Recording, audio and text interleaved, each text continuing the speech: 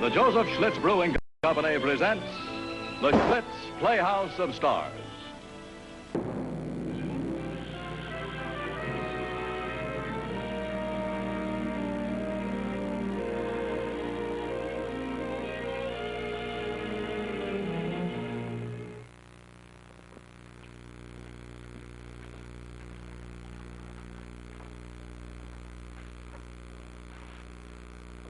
How do you do, ladies and gentlemen? I'm Regis Toomey, and welcome to another performance at the Playhouse. Our play is called The Ledge, and in it I have the role of Ed Bartlett, Detective Lieutenant. The star of this performance is Mr. Skip Homeyer. Ordinarily, Mr. Homeyer would be here himself to introduce our play, but in the role of Dick Newton, an aspiring young artist, something strange and unusual is going to happen to him, and it's going to happen fast. In fact, it's happening right now, just inside that door.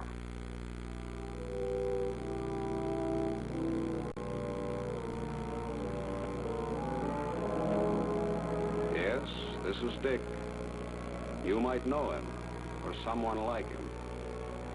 In a big town like this, there must be thousands of them. Young men on their way to the top in the big city. Fresh, eager, ready to lick their weight in wildcats.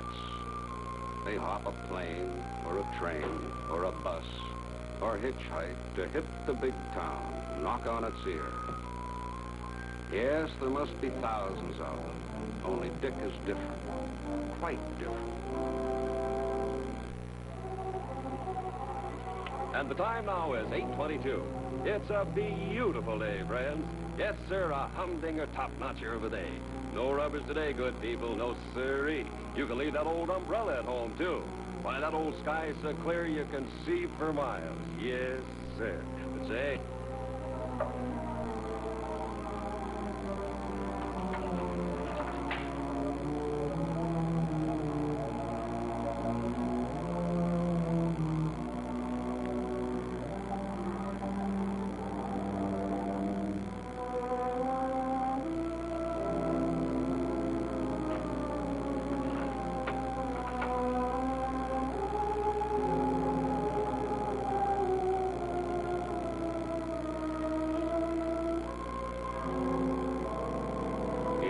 In a big town like this, there must be thousands of them. Young men on their way to the top in the big city.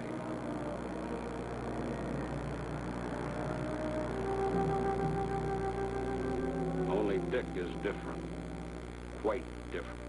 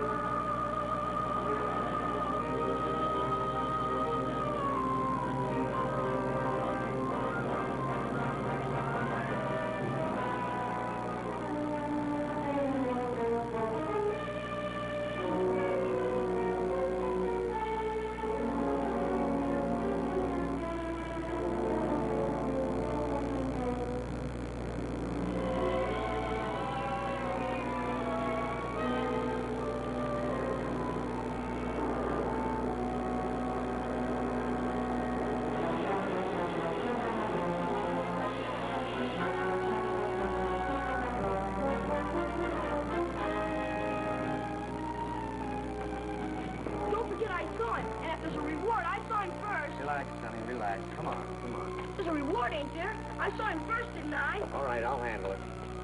Better tell your elevator boy not to let any people up on this floor. Let people up here? Do you think I'm crazy? You think this is good for the hotel? Let people up Wait here. a minute. Take it with you. All right, just don't forget who tipped you, that's all.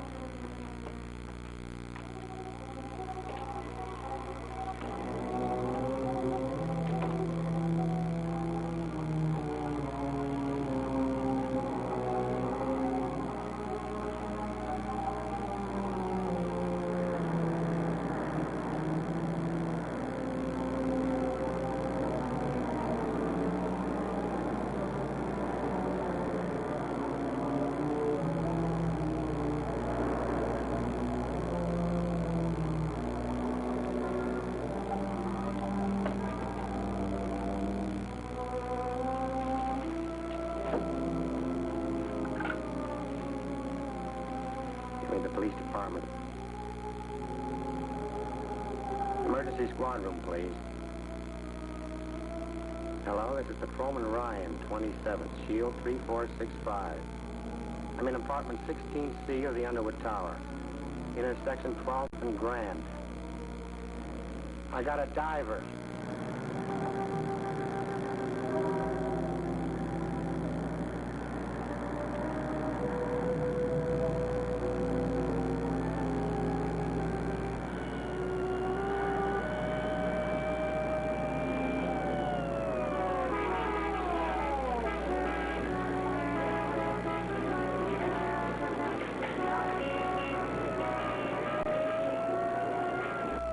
Yes, sir. His last name is Newton.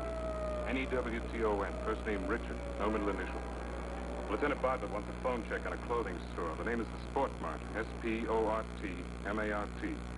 Right. Ann Arbor, Michigan. Right. Now, no address. I've got a date in the label.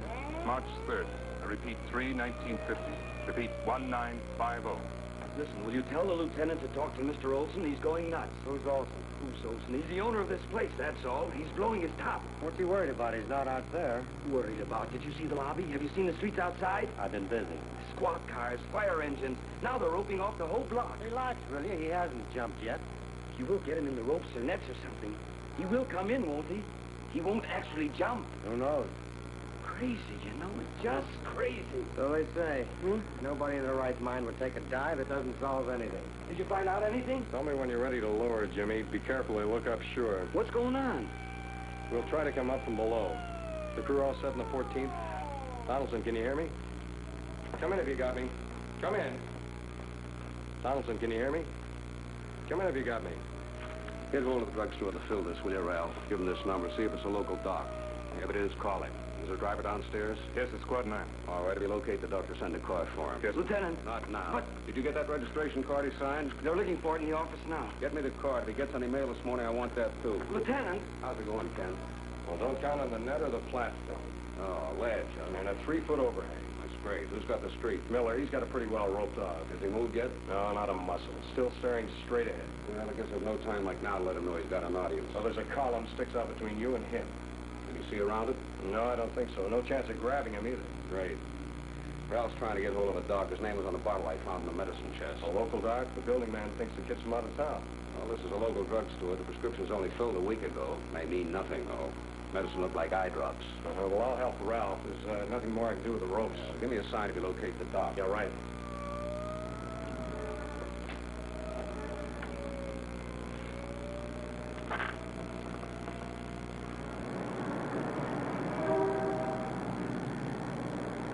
Hello, Dick. Hello, Dick. Okay, Dick? Who are you? You ought to be able to guess that. Policeman? That's right. I saw the cart down there. It feels funny when I look down. Don't then. Don't look down.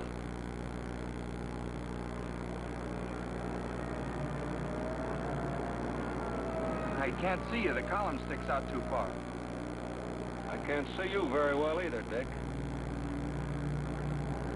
Sorry for all the trouble. Are you? Why don't you come in, then? You're only a few feet from the window, Dick. You can step right back in.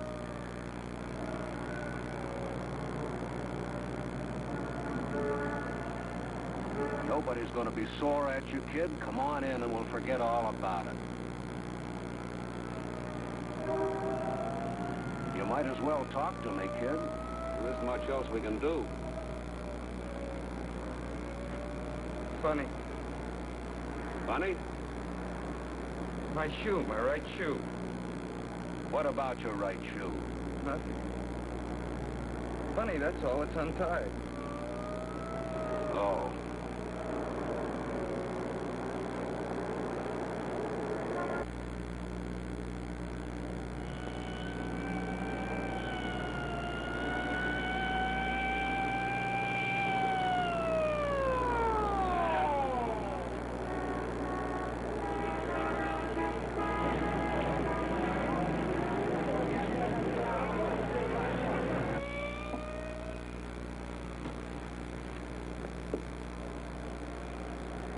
Cigarette, Dick? Go ahead, take it.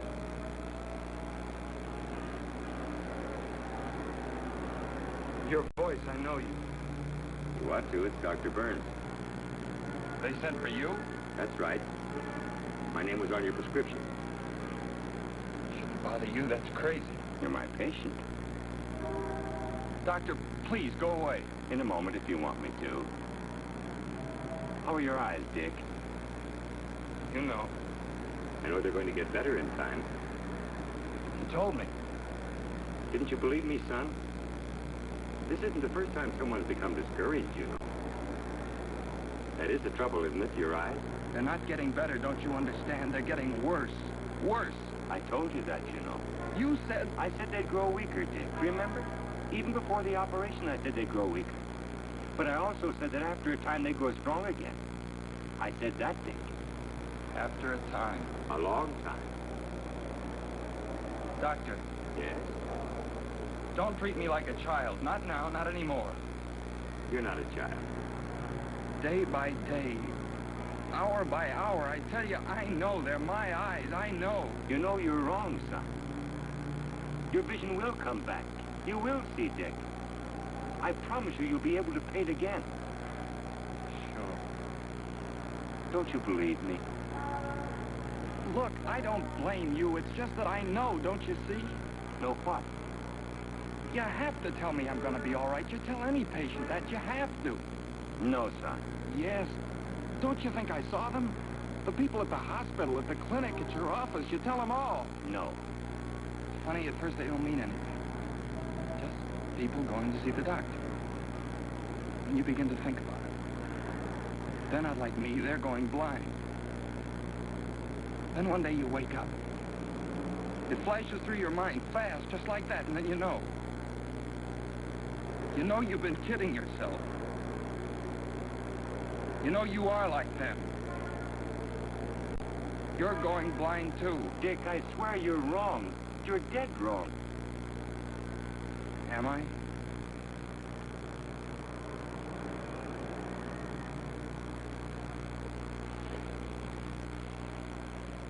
Well? I don't know. I wish I did.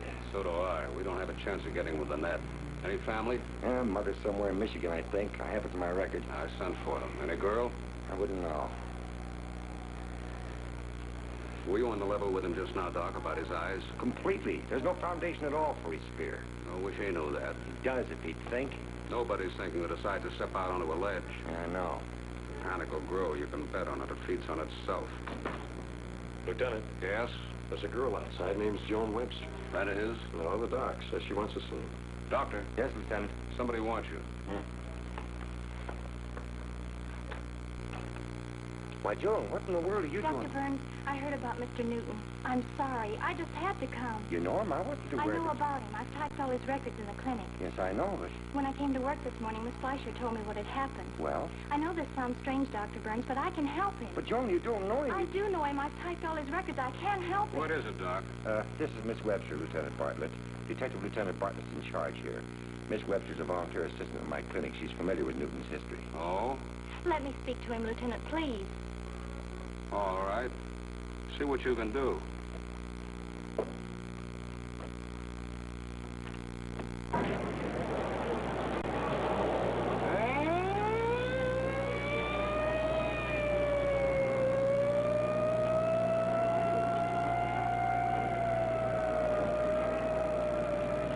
Won't you please leave me alone? Who are you? I told you, I help out in Dr. Burns' clinic. What's your name? I told you that too, Dick. It's Joan Webster. Do I know you? No, not really. That is, we've never met. Then why are you here? Why do you keep talking? Because I want to help you. Who sent for you? Dr. Burns? Did he? No. I wish he'd leave me alone. How can I think if you all go on talking to me? Why didn't you think before you got out there? I did. Not very clearly, Dick. Listen, don't you start. What did you think, Dick? I want to know very much if you want to tell me. About clouds, and the sun, and the green grass. That little sailboat I used to fool around with? The sky used to look so blue, like ink almost. And the water was dark green with little white caps on it. And the white sail against the sky. I know. You paint, don't you? You think about things like that. You don't see color like that anymore. And people you knew. People you haven't even met yet. A girl, maybe, the girl. You think about her face, what it'll be like. Dick. You don't know what it's like when you realize you're not going to see. Can't you understand? You just don't realize. You come up here and you preach to me and you fill me full of...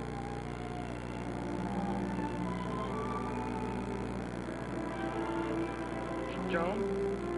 I'm right here, Dick. I want a cigarette. All right, Dick. He wants a cigarette. But Joan, there's no reason to... May I have a cigarette, Doctor? I don't smoke. Miss Webster, he doesn't know that you... That I'm blind, Lieutenant? No, I didn't tell him. Yes, since birth. Doctor. Yes. May I have a cigarette now, please?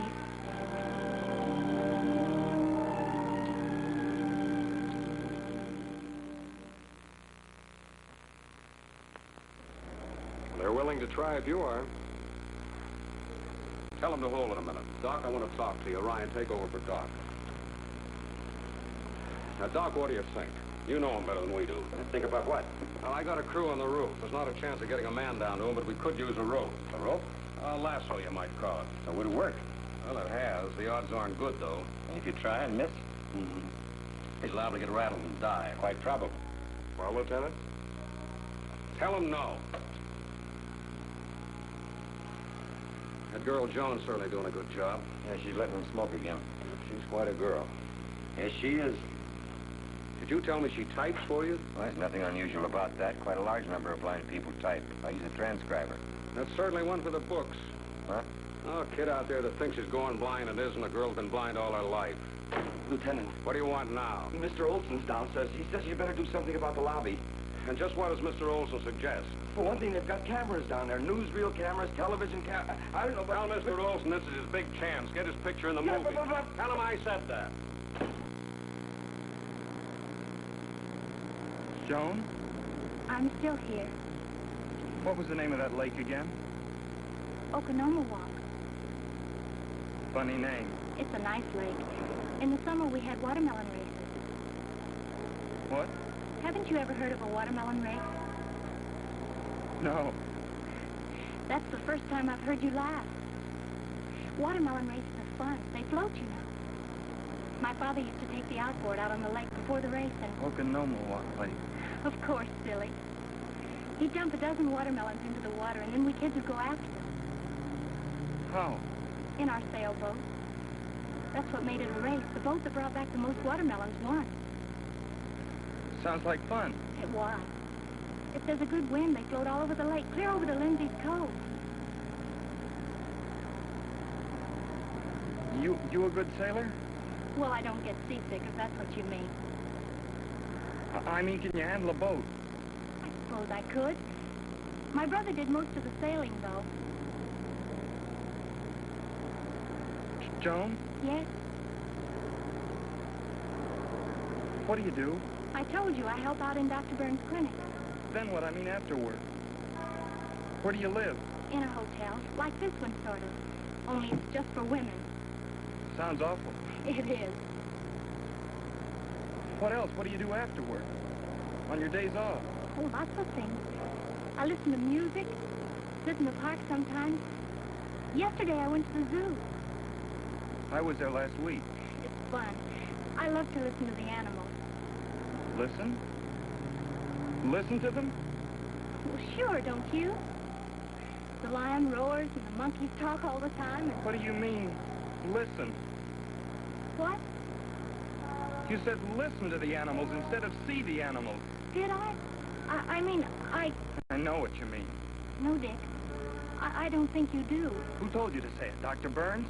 Did he? No, of course not. Do you think I'm stupid? Ease him into it, he said. Get him used to the idea that he's going blind. That isn't true. Lecture number 1 with a little applied psychology thrown in. You don't see the animals, Dick boy. You listen to them. Everybody knows that. Are you through now? Go away. I asked you if you were through. Yeah, I'm through. All through. All right, then. Now you listen to me. Look, Be still. If you don't want to listen, jump in. That's what you came out here for. Don't worry, I will. Well, that's up to you. But I want to tell you something just the same. You are stupid. You know that? You're just as dumb as they come. Sure, rattle on. For one thing, you won't even believe your own doctor. He tells you you're going to get better, and you haven't got sense enough to believe him. Sense? Or courage. You think climbing out on the ledge takes courage? You are dumb. But that isn't courage. Courage is believing, knowing that things are going to be all right. Waiting if you have to, waiting forever. But going on believing, that's courage. Would you believe? I do believe. But you're not going blind. Neither are you.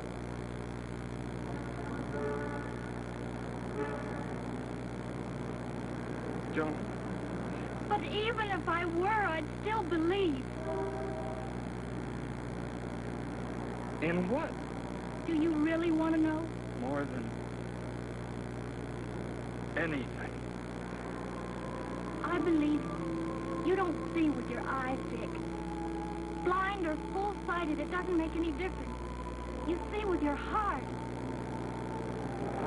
All the things we talked about. The sky you mentioned, the blueness of it. Or the dark green of the water. Or a white sail. Or a white sail. Or someone you love. These are the gifts of God to all of us. Not you with eyes. Not someone else without eyes, but all of us. Because we see with our hearts.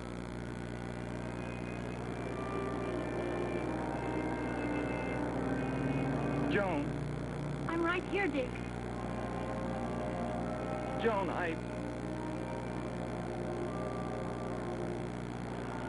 Joan?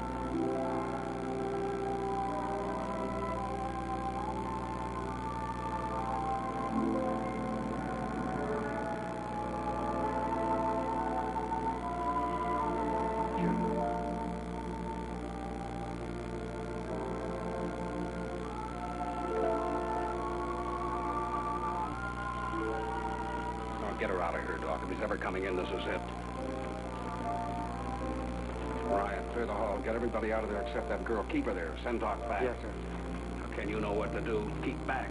If he starts coming in, give him time. Don't grab him. You're sure you got it. Check only. Only what? What makes you think he's coming in? A girl will bring him in. I'm betting on it. Doc, get in there.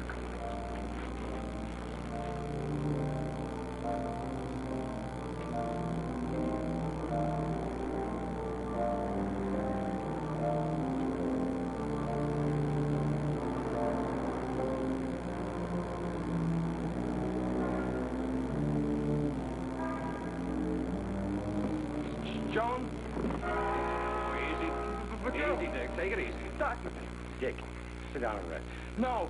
Look, I'll give you a sedative. It'll help you to calm you down. The doctor, the girl. Where is she? Later, son, later. Right now, sit down and rest. I don't want to rest. I want to see Joan. Dick, the doc's right. You need rest more than I anything. need her. Dick, Joan's outside. Later on, if you want to talk to her, I'll see what I... Can't you understand? I've got to talk to her now. Please, doctor, please. Why? Why do you have to talk to her now? I don't know. I heard her talking. I listened to her, and all of a sudden, nothing else seemed to matter. I think it'll be all right, Lieutenant. All right. Only I want you to get something straight. You gave us a rough time this morning. You know that, don't you?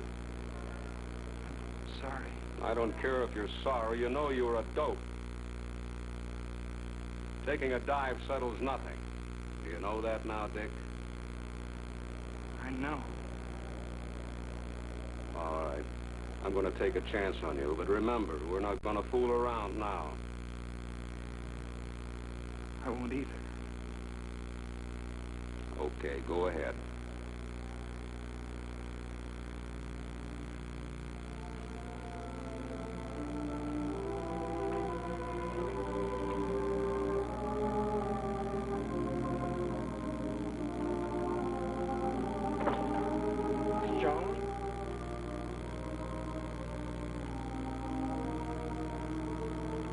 wait!